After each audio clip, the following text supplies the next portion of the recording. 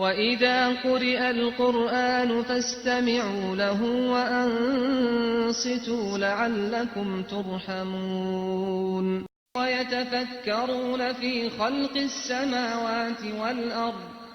أعوذ بالله من الشيطان الرجيم.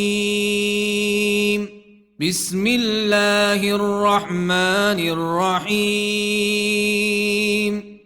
ويل لكل همزة لمزة الذي جمع مالا وعدده يحسب أن ماله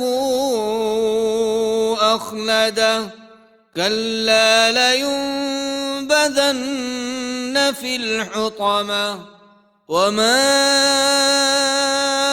أدراك ما الحطمة نار الله الموقدة التي تطلع على الأفئدة إنها عليهم مؤصدة في عمد ممددة. صدق الله العظيم.